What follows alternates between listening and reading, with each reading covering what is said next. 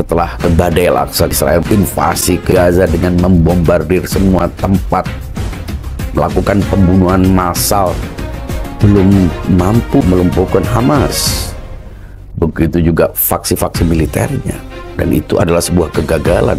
Bayangkan Israel yang punya begitu banyak persenjataan, didukung oleh kekuatan besar di dunia ini, tidak mampu menaklukkan sebuah tempat kecil yang terkurung. Ternyata rahasianya adalah dukungan dari beberapa kelompok. Dan yang paling besar adalah Hezbollah dari wilayah selatan yang berbatasan dengan Palestina yang terjajah, dan itu adalah bagian utara dari Israel. Ada kota-kota penting seperti Haifa, kota pelabuhan, itu sering diserang oleh Hezbollah demi mengurangi konsentrasi militer Israel di Gaza.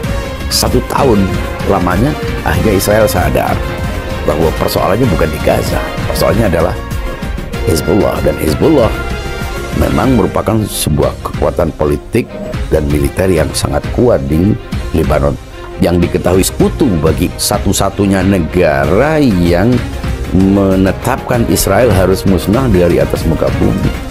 Israel akhirnya mengarahkan sebagian besar serangan militernya ke Lebanon dengan berusaha untuk melakukan pembunuhan-pembunuhan dengan berbagai macam cara, termasuk membunuh pimpinan Hezbollah, dengan harapan ketika pemimpinnya terbunuh, maka organisasi ini lemah. Nah, kelemahan itu ingin disempurnakan dengan menyerang berbagai macam infrastruktur yang diduga itu adalah pusat-pusat kekuatan militer dan intelijen Hezbollah. Selama 2 hari serangan pertama, kalau kita ingat itu, Perdana Menteri Israel sangat arogan dengan bangga, euforia, menunjukkan bahwa seolah-olah Hezbollah sudah berakhir, sudah tidak punya kekuatan lagi. Ternyata itu hanya berusia 2 hari setelah membunuh Said Hassan Nasrallah, membunuh beberapa pimpinan Hezbollah, justru berbalik keadaan. Terjadi upaya untuk mengimbangi kekuatan Israel. Invasi militer, invasi daratnya pun terhalang oleh gempuran-gempuran militer dari Hezbollah, dan keadaan sudah mulai menunjukkan bahwa kegembiraan itu hanya berumur pendek. Meskipun tentu Israel dengan kekuatan militernya, terutama di udara, makin mengintensifkan serangan-serangan ke Lebanon Selatan dan ke Beirut. Tapi apa yang dilakukan oleh Irak dengan menembakkan 180 rudal dengan supersonik yang lebih cepat dari kekuatan dari suara dan mampu menembus jantung Israel, terutama menarget pusat-pusat militer dan intelijen 90%, setelah terbukti ternyata efektif, Israel mulai bingung dan berjanji untuk melakukan pembalasan. Nah, di situ ada kebingungan bagaimana dia mengharapkan dukungan dari Amerika untuk melakukan serangan ke Iran, sementara Iran sudah terbukti dengan segala macam perlengkapan Iron Dome ternyata mampu ditembus oleh Iran. Bayangkan, itu hanya 180. Kalau itu lebih dari 1000 ditembakkan oleh Iran sebagai respon terhadap Israel yang akan membalas, saya kira Israel bisa berakhir. Nah, Amerika tidak ingin eskalasi menjadi sebuah ketegangan regional, dan itulah yang membuat Israel seperti gamang. Amerika juga berusaha menahan Israel untuk tidak melakukan serangan-serangan yang bisa memancing reaksi Iran yang lebih luas. Israel membuka banyak front, termasuk front ke Irak dengan mengancam Ayatollah Sistani yang sebetulnya tidak terlibat secara langsung dalam pertegangan geopolitik ini, tapi dengan mengancam kelompok Syiah di Irak, mengancam Abdul Malik Houthi, mengancam beberapa tokoh-tokoh pemimpin Syiah, sama dengan mengkonsolidasi 700 juta umat muslim Syiah di seluruh dunia, dan itu terlalu besar buat Israel yang kecil. Ingat, satu Iran saja jumlah penduduknya jauh sangat besar, wilayahnya juga lebih luas entah berapa kali dibanding Israel. Dengan kekuatan militansi tentara yang sudah terdoktrin, itu tidak mudah untuk dihadapi. Nah, Israel kalau dia merasa bahwa ini adalah penentuan, maka dia akan melakukan apapun untuk itu. Amerika tentu memikirkan kepentingannya, tapi Israel punya pandangan sendiri tentang bagaimana mempertahankan eksistensinya, dan Iran siap dengan semua kemungkinan. Apalagi pemimpin tertingginya menjadi target pembunuhan, atau pemimpin Syiah di Irak juga menjadi target pembunuhan, maka ini menjadi sebuah konflik global. Itu akan menjadi blunder bagi Israel.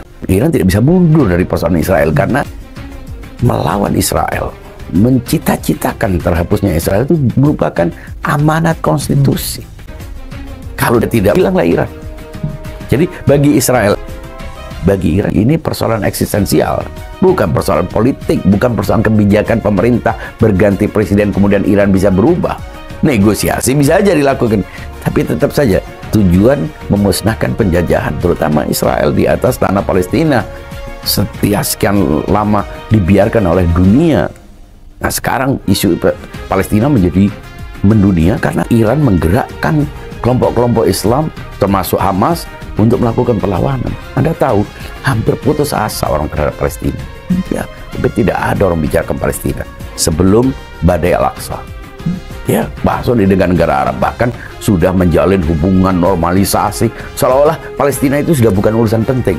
Tapi sejak 7 Oktober persoalan menjadi berubah. Kita pun lebih fokus ke persoalan ini. Orang-orang mulai membicarakan Palestina. Jadi apa yang dilakukan oleh Iran itu tidak sia-sia. Yang dilakukan oleh Hamas dengan semua pengorbanannya, oleh Hezbollah dengan pengorbanannya.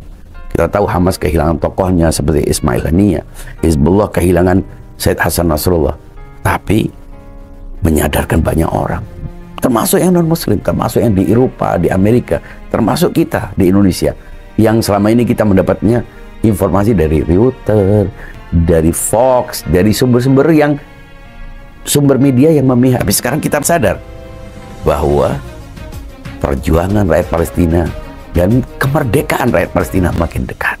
Apabila serangan kepada Iran dilakukan melalui pangkalan-pangkalan militer dari negara-negara Arab, itu dianggap sebagai agresi, sebagai serangan ke Iran. Meskipun mestinya negara seperti Jordan, negara Arab itu mestinya membantu, bukan malah menghalau. Kita lihat apakah ketika Israel mengirimkan rudal-rudal lewat udara mereka menghalau dengan alasan menjaga kedaulatan udara? Kita lihat, kalau tidak berarti mereka adalah Zionis yang berbahasa Arab. Kalau Iran diserang, dunia Islam mau tidak mau akan membantu. Dan itu yang dikhawatirkan oleh Amerika. Amerika mempertimbangkan itu.